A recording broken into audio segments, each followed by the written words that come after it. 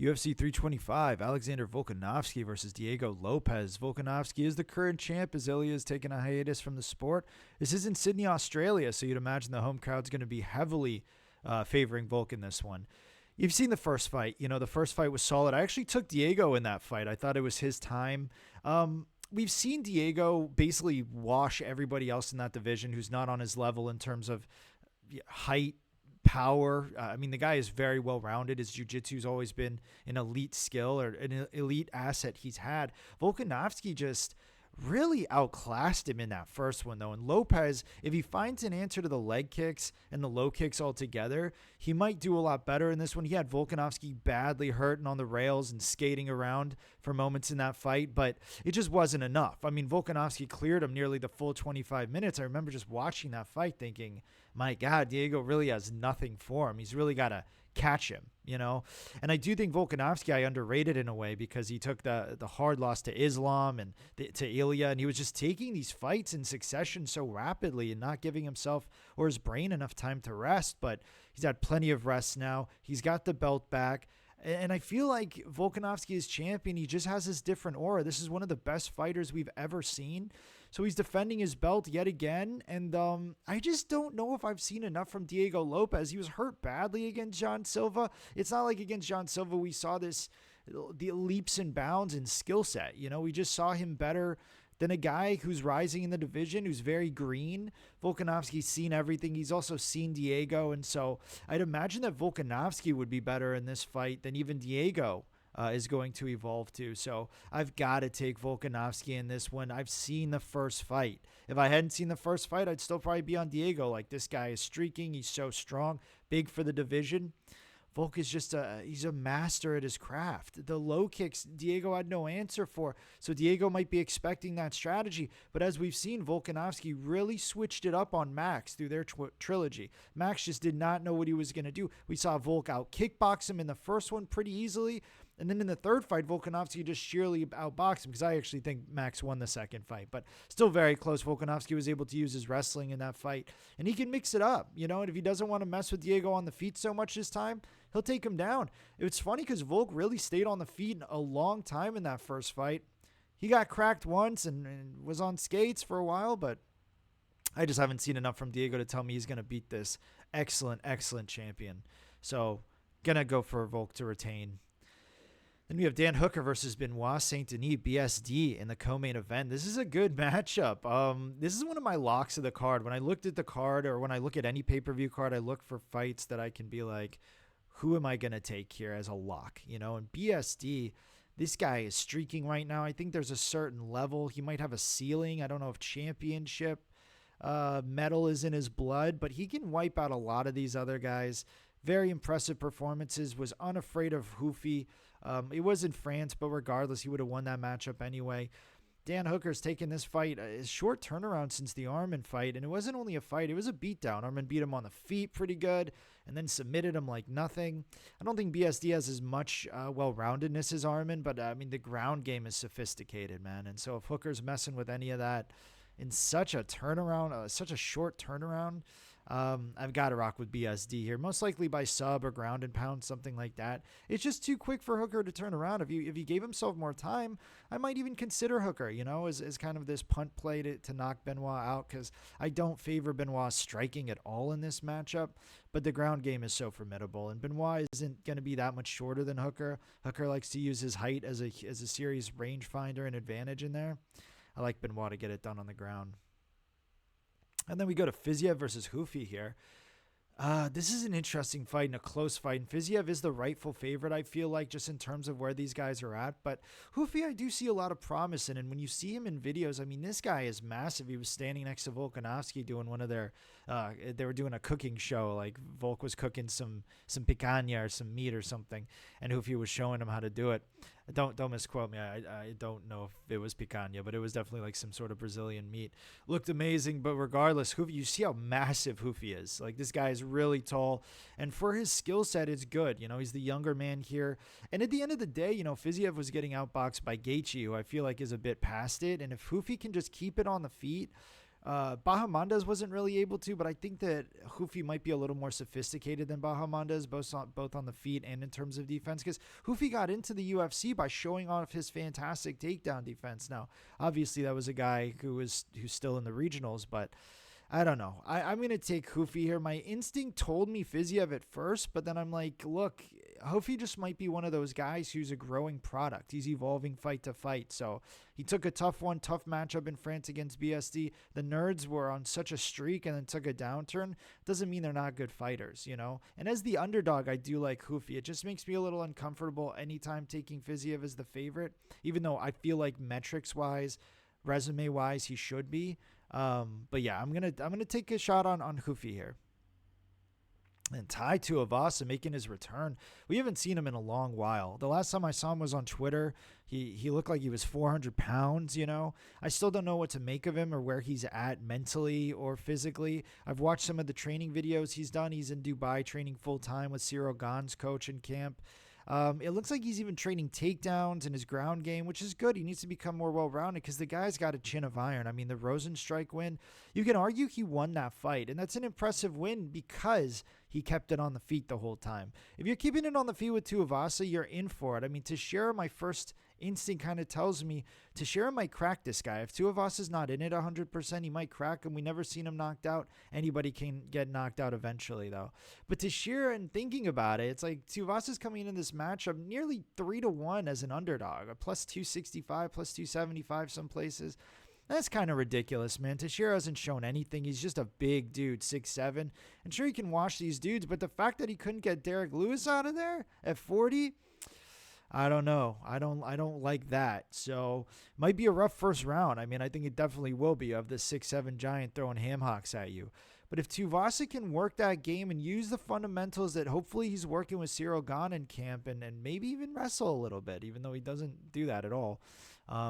If it don't wrestle, just take the shots. Just take the shots and outlast Teixeira and then knock him out, because we know Teixeira doesn't have cardio for a lick. He'll throw a few punches and already be kind of cooked. So I'm going to take a shot on Tuivasa. I know it's a rough play. It's going to be nerve-wracking as hell, but it is in Sydney, and that does favor him. He's had some fantastic performances in Sydney. I'm going to take him here. I'm going to take the dog shot. It's a heavyweight. You know, whenever you got a heavyweight fight, one guy's like plus 265. If there's not a huge skill discrepancy, resume discrepancy, you got to go for it. Here, Tuivasa has the better resume. It's just like there's a lot of unknowns, but, you know, the difference in odds will make up for those unknowns here. So I'll take Tui here. And then we got Quillan Salkilld. What was I going to say, Quinton? Quillan Salkilld versus Jamie Mullarkey. I mean, my God, you'd think Salkilld would get a better opponent after annihilating Nasrat. You know, I had a feeling that might happen because Nasrat is a guy who is skilled, but if you have any sort of power on him, I mean, his chin has always shown up. So we discovered that Salkild's not only a relentless wrestler, this guy can crack too. And Mullarkey, he had an impressive performance last time out. I think they're giving him kind of a second shot, but this is a bad matchup for him. Salkild's not going to be that much taller than him, interestingly enough, but I feel like that Mullarkey being 6 feet, that might be a little bit of a fib. I think Salkilld is going to have some reach and some height on him at weigh-ins, and he's going to use it to full effect. I mean, he's so well-rounded. This guy can go, his takedown average is just insane. He just goes for takedown after takedown after takedown. His significant strike is insane. I mean, look at that. 7.77 takedowns per fight. That's what he's attempting on average per fight. I mean, that is unheard of, man. And he's accurate. I mean, this guy is relentless. Now, obviously, when he steps up in competition, he's going to run into a brick wall, and he'll have to mix it up a little bit, not just be so relentless. But I think Mullarkey, he can just run over here, and I'm pretty sure of it. So we'll take Salkilld, though. Probably by finish, too. Then we have Junior Tafa fighting Billy Elekana. It is a tough one. If you're going to take Junior Tafa, I don't hate it. I don't like playing the guy. I don't think he's UFC level at all. And I think Billy Elekana is honestly just, he's a big dude. It says these guys are the same height, which is interesting because Elekana is usually, he feels like the longer, more slender guy at all times in there. He is going to have a big reach advantage, though, and he's a southpaw, which might be tough for Junior. But Junior is solid at kicking the leg sometimes, so if he's kicking the opposite leg of Billy, it might mess up Elekana's whole grappling game. Either way, I think Elekana's done enough to show me that he can get this fight to the ground, probably get Tafa's back, choke him out. I liked what I saw from Guskov early, you know. In the Guskov fight early. And Elekana, he wasn't able to finish like Circaria, but I'm not going to hate on him for that. Shows he can go a hard 3, and Tafa's just bad, man. This fight might get boring, but I think Elekana might just lay on him or sub him, something like that. So just avoid the striking and use your range. So I'm going to take Billy. It's not a super confident pick, but it's easy to fade Junior. The guy is just lacking in skill, And we move on. Cam Rowston versus Cody Brundage. I mean, man, besides BSD, this is another lock. I think this is a great card for some parlays. Because if you're just going to parlay a few guys, just throw a hammer on it, Just hammer a few guys on this card. You'll get even money, and it'll be an easy fights to watch and cash in on, because Rowston just going to have all the advantages here in terms of reach. 6 inches of reach, man. 3 inches of height. My God. Dude is massive for the division. Showed a lot in his debut. I mean, if he can dispense Petrowski like that, he will definitely erase Brundage, because Petrowski's shown sparks, whereas Brundage is just ready to quit at all times. Rowston's got to be careful. Brundage is a quitter looking to always get out of jail free card early. He's trying to get out of that fight as early as possible. I don't even know how the UFC signs this guy or keeps this guy around or re-signs his contract, because Brundage is a guy that Dana White hates, a guy who just wants to quit and get paid and get out of there. I think they're just using Brundage to feed him till his contract is up. He's had a few good wins against, Zach Reese win doesn't look so bad. I actually took him in that fight because Reese was just terrible before the UFC, and he's evolved a bit. Brundage not good though, and this is an easy lock for me. So Rowston definitely a parlay piece here. The early finish. Then we move on to an interesting fight. Jacob Malkoun, we haven't seen him in a while. Is Torrez Finney really 5'8"? I have trouble doubting that. A lot of these statistics feel off to me. And I feel like at the weigh-ins we'll see different results here. But you never know. You never know the size of these guys till they weigh in and match up against each other. So Finney actually has longer reach. I don't know if that's going to matter because he's so slow-paced. Malkoun has shown a lot of evolution here with his hands. His wrestling is relentless. I think Torrez is going to have good luck defending takedowns early, because Malkoun doesn't care who you are. He is going to try and wrestle you and get you to the ground. He started as a jiu-jitsu fighter, but I mean, his overall grappling and wrestling skill set is solid, man. And his cardio is just unbelievable. And I think his hands are better than Torrez. So Torrez is really running into a brick wall here. Like, he's not really going to be able to out-grapple Malkoun. I don't see that at all, because even if he gets Malkoun down, Malkoun's energy levels are just always going to be higher than Torrez's, who gasses and slows. Malkoun just keeps going and going and going. And when Torrez just runs out of energy, Malkoun might stop him. So I'm not sure how this fight goes, but I like Malkoun here. Feels like a matchup he should win. But it is tricky when you get these like wrestlers against wrestlers. You just don't know how they're going to match up. Is it going to stay on the feet the whole time? Because if it does, I like Malkoun. Torrez Finney, the younger guy, only by 3 years though, so he is evolving. We'll see what he can do. They have the same significant strike accuracy, so that can get interesting. And Torrez actually shoots for more takedowns, but I just feel like Malkoun is the more effective grappler here, much more experience. Hopefully the layoff doesn't affect Malkoun too badly, but I mean, Torrez doesn't fight too often either, so I'm going to go with Malkoun there. Jonathan Micallef versus Oban Elliott. So interestingly enough, Micallef is the favorite in this one, and I don't know if I agree with that.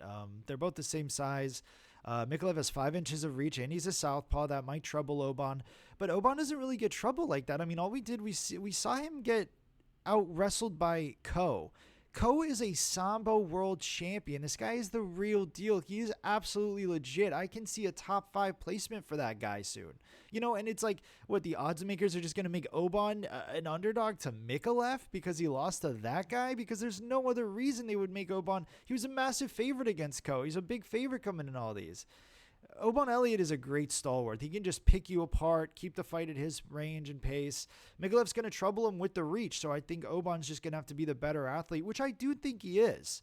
And I think Oban's the better wrestler here, so I'm definitely going to take the dog shot on Oban. I hope I'm not wrong here, because Micallef, if he is able to use his range and whatnot, that could be a problem for Oban.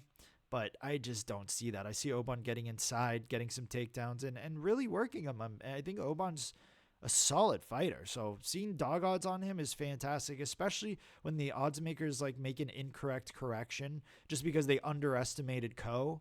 I mean, I like Oban here. Then we have Kaan Ofli versus Yizha. I'm not too sure who wins this one. I'm going to I see that Ofli is the underdog. Why not just take the dog shot here? Ofli looked pretty good in his last one. Naimov, Myron Santos, they're tough matchups. I actually thought Kaan Ofli was the best guy on The Ultimate Fighter till he fought Santos and got proved me wrong. But this guy's wrestling is always sophisticated. He's good against the cage too. He can stall guys out. Yizha is impressive, and I think that he surprised the odds makers. So now they're making weird corrections, but Ofli's going to be at home. And he's a good wrestler. I mean, Yizha could very well stop the takedowns and become the better striker here, which I do think he is. He's also the longer guy, even though it says they're the same height. He does have 5 inches of reach on Ofli. Regardless, though, I think Ofli's going to work his wrestling game, make this a striker versus grappler fight, and win it. I mean, he's an underdog, too. There's some very strange underdogs, which I'm sure will get corrected here. But let's take the dog shot on Ofli. He's a good wrestler. He really is. Even though he's had some tough matchups, he's almost working backwards now. Yizha is a much lower level than guys he's fought. So that's really it. UFC 325. I know there's a lot of road to UFC fights. I have not really seen much of that, so I can't break those down accurately. And this is really the main card for UFC hardcores who don't watch road to UFC. So good luck on UFC 325.